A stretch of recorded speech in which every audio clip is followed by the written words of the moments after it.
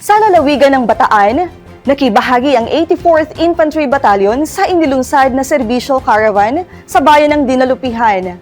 Layo ng programa na maihatid ang serbisyong pampubliko at tulong sa mga mamamayan sa komunidad. Narito ang ulat ni Jefferson Julio. Mas pinalakas ang ugnayan ng pamahalaan at ng komunidad sa pamamagitan ng paghahatid ng mahahalagang serbisyong pampubliko at pagpapalawak ng kaalaman tungkol sa West Philippine Sea sa isinagawang serbisyo caravan sa Barangay Payangan, Dinalupihan, Bataan noong Hunyo 30. Nakiisa ang 84th Infantry Victorious Battalion, 7th Infantry Kaugnay Division, Philippine Army sa programa bilang bahagi ng patuloy nitong suporta sa mga inisyatibang naglalayong ilapit ang mga pangunahing serbisyo ng pamahalaan sa mga mamamayan at palakasin ang kamalayang makabansa. Dumalo si Lieutenant Colonel Romy P. Andres, Commanding Officer ng 84th IB bilang pagpapakita ng suporta sa whole of government approach sa paghahatid ng mga serbisyong tumutugon sa pangangailangan ng komunidad. Pinangunahan ng Department of the Interior and Local Government katuwang ang lokal ng pamahalaan ng Dinalupihan at iba pang ahensya ng pamahalaan.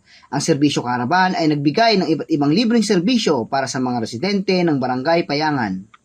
Kabilang sa mga serbisyong ipinagkaloob ang libreng medical consultation, pamamahagi ng mga gamot, dental check-up, one-day processing ng civil registry documents, employment assistance, pamamahagi ng vegetable seeds, information campaign ukol sa fire prevention and peace and order, gayon din ang pamamahagi ng food packs, tinapay at inuming tubig.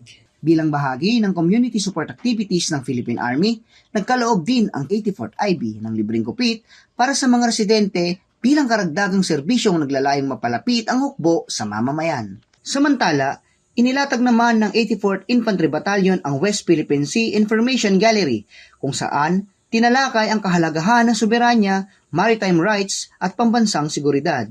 Namahagi rin ang unit ng mga information handbills upang higit na mapalawak ang kamalayan ng publiko sa kahalagahan ng West Philippine Sea at ang papel ng bawat Pilipino sa pagtatanggol sa pambansang interes sa pamamagitan ng tamang impormasyon. Nagpahayag naman ng suporta ang mga opisyal ng DILG at ng lokal na pamahalaan ng Dinalupihan sa patuloy na pagtutulungan ng iba't ibang ahensya sa paghahatid ng maagap, dekalidad at eklusibong serbisyo sa mamamayan. Nagpasalamat naman si Romy D. Cañares, punong barangay, kasama ang iba pang opisyal ng Barangay Payangan sa lahat ng ahensya at organisasyong nakiisa sa matagumpay na pagsasagawa ng serbisyo caravan. Nagpapasalamat po ako sa lahat po ng mga sumuport po rito sa serbisyong caravan. Napili po yung aming barangay. Mapalad po kami sa pagtutulong-tulong po ng mga sangay po ng gobyerno.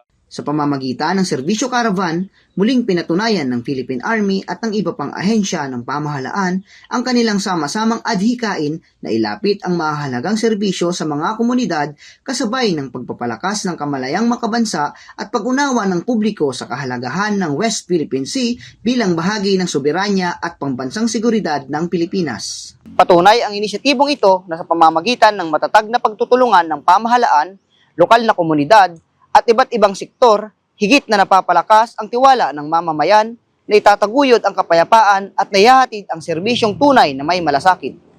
Mula rito sa Dinalupihan, Bataan, ako si Jefferson Julio, nag-uulat para sa Pamilyang Kaugnay para sa mas matatag na hukbong katihan ng Pilipinas.